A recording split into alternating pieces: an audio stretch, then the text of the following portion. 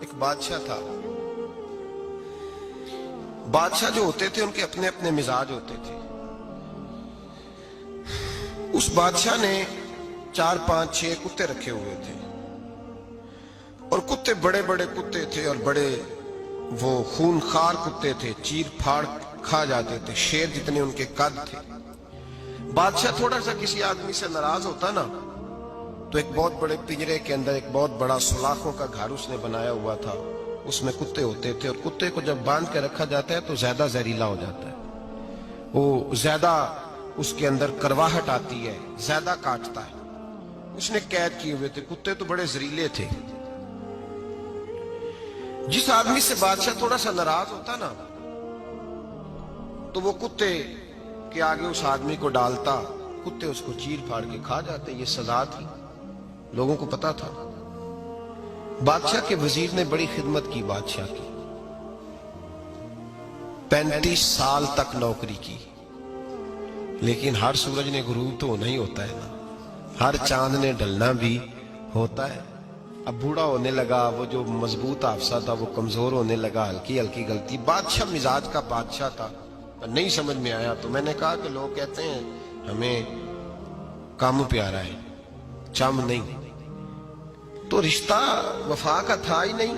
وزیر سمجھنے لگا کہ اب نہ میں بھی غلطیاں کرنے لگا ہوں تو ایسا نہ ہو کسی دن میں بھی ان کتوں کا شکار ہو جاؤں.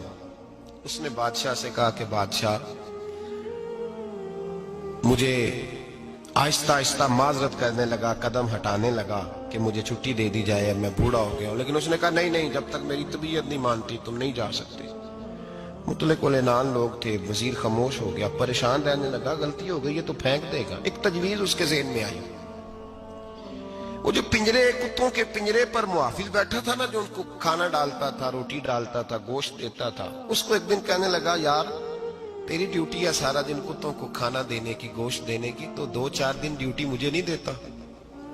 تو لے لے, میں تو پہلے پریشان ہوں, سارا دن ان کی دیکھ بھال کرتا ہوں. اس نے کچھ تھوڑا سا گوشت لیا, پنجرے کے باہر کھڑے ہو کے کتوں کو ڈالا. اگلے دن تھوڑی روٹیاں لے آیا, کتوں کو ڈالی. 2 4 دن, ہفتہ, مہینہ, سال بھر, جتنا اس کو موقع ملا وہ دن بھر خدمت کرتا. بس وقت ایک دن آ گیا, بادشاہ کو کوئی بات اچھی نہ لگی. اس نے کہا اس بڈھے کو اٹھاؤ اور ڈالو کتوں کے پنجرے میں.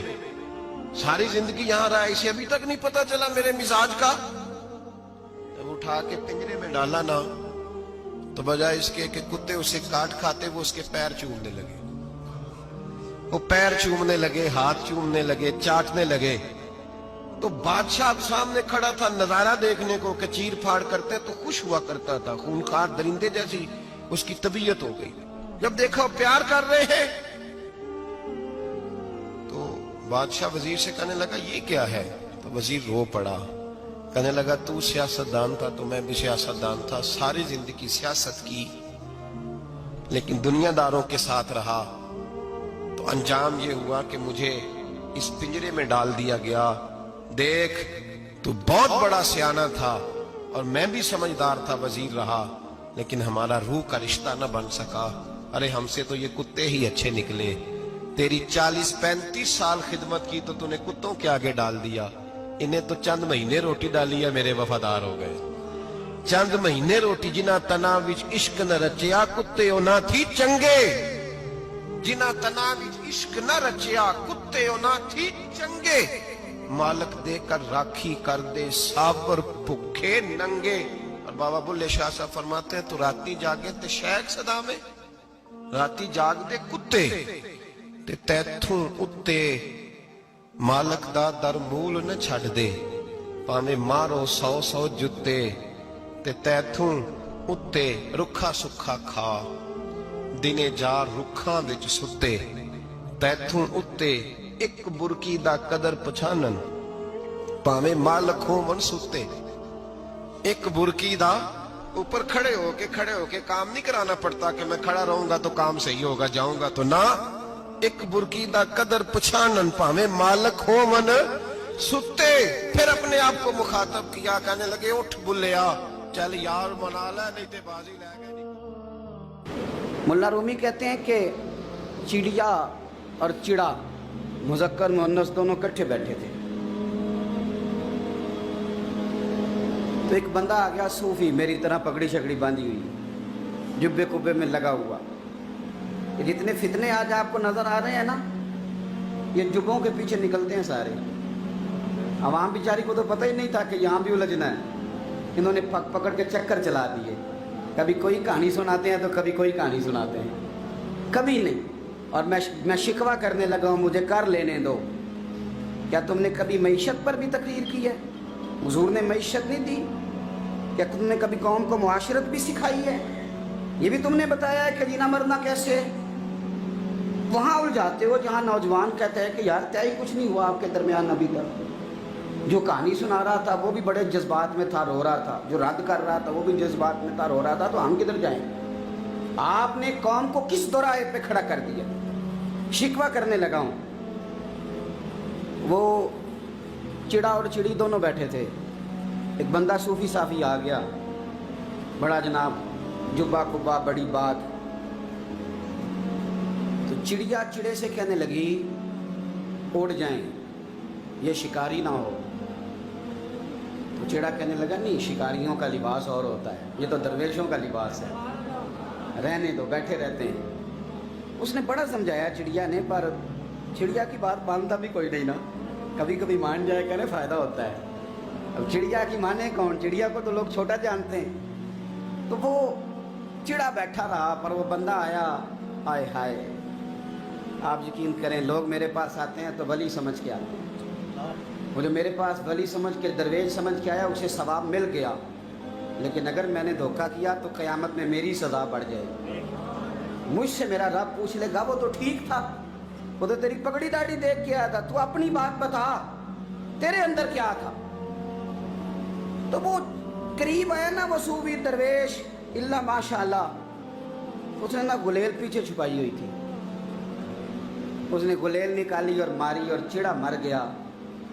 चिड़िया बड़ी परेशान हुई, उसने जाके बादशाह को शिकायत की, जंगल के बादशाह को, शेर को। शेर ने कहा तू फिक्र न कर, बंदा पकड़ लेते हैं। बंदा पकड़ लिया, गिरफ्तार कर लिया, सामने आ गया। तो चिड़िया कहने लगी, शेर कहने लगा चिड़िया से कि अपना पकड़ तो हमने लिया है, सज़ा हमने नहीं देनी। अगर ये बात आपकी समझ में आ गई ना, मसला सिर्फ लीडरों का नहीं, कारकुन भी बड़े ख़तरनाक हैं। नाराज़ हो गए हो? मसला मुरीदों का नहीं, ये पीरों का नहीं, सिर्फ ये मुरीद भी नहीं कहीं हिलने देते। ये भी नई से नई कहानी रोज़ बना के लाते हैं और आके सुनाते हैं। सुनो, वो चिड़िया से कहने लगे, बादशाह सलामत शेर साहब कहने लगे कि सज़ा तेरी मर्जी की देनी है, तू बता क्या सज़ा दे। तो चिड़िया रो पड़ी, कहने लगी बादशाह इसे सज़ा कोई नहीं देनी, एक बस हुक्म देना है। उसे कहा वो क्या? तो वो कहने लगी इसे हुक्म करें, अगर इसने शिकार करना है तो लिबास भी शिकारियों वाला पहने। इसने लिबास सूफियों वाला पहना है और अंदर से शिकारी है। बस इसे हुक्म करते हैं कि इसने शिकार करना है तो लिबास भी।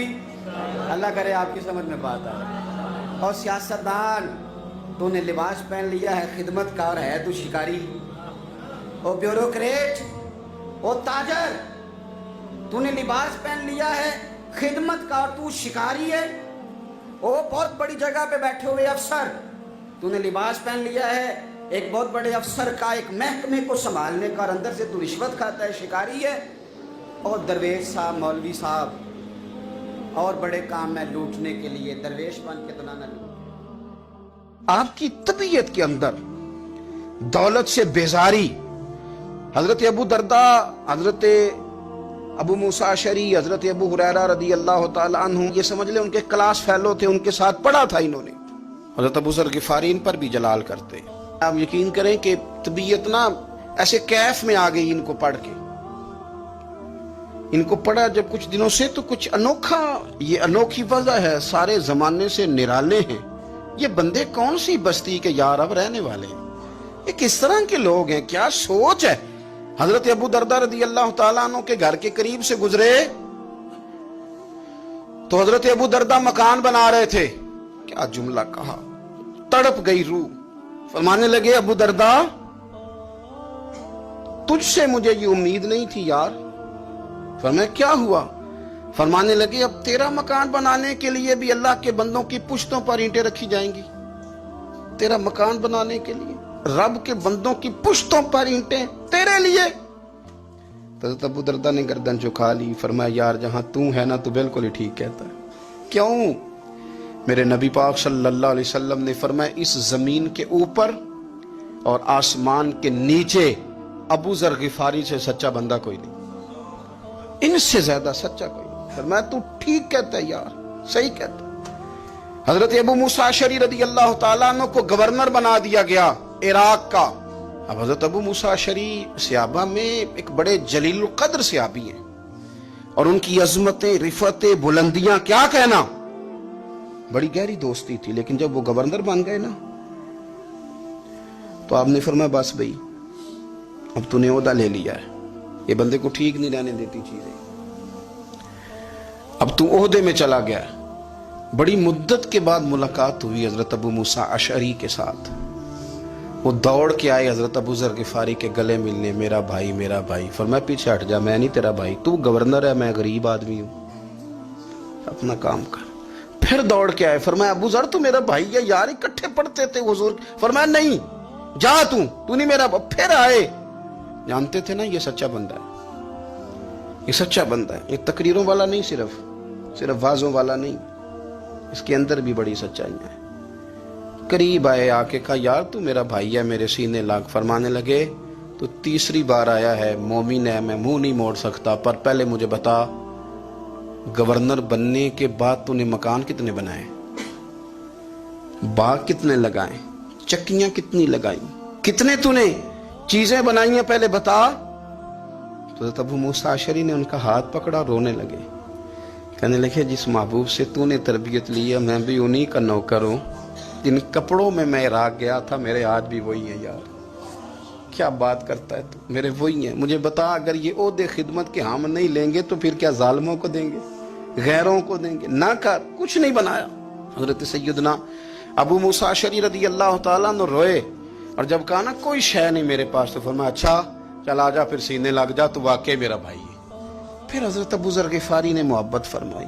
وہ درویشی, وہ فقیری, وہ سادگی, وہ نورانیت, وہ دل کے ساتھ اندر. ہمارے تو بہت سارے لوگ ہیں جو کہتے ہو کہاں لے جانا ہے مال, کیا ضرورت ہے مال کی, ہر وقت مال کی مخالفت کرتے ہیں, لیکن دل ان کا کہتا ہے کہ آئے صحیح, کسی طریقے سے پہنچے صحیح. حضور نے فرمایا بعض لوگوں کی زبانیں شہد سے زیادہ میٹھی, دل بھیڑیے سے زیادہ خطرناک. اوپر سے کہہ کچھ رہے ہیں, اندر حالات کچھ اور ہیں. لیکن حضرت ابو ذر غفاری رضی اللہ تعالیٰ عنہ دوری دولت سے, آپ فرماتے کیوں ہیں لوگوں کے پاس مال, کس لیے اتنا مال جمع کیا ہے, کیا ساری غریبی ختم ہو گئی؟ اور اگر آپ نے ابھی تک ہمارا چینل سبسکرائب نہیں کیا تو فوراً سبسکرائب کیجئے, ساتھ ہی بیل آئیکن پر کلک کریں تاکہ مزید آنے والی ویڈیو ہے وہ آپ کو وقت پر ملتی رہیں. اللہ حافظ.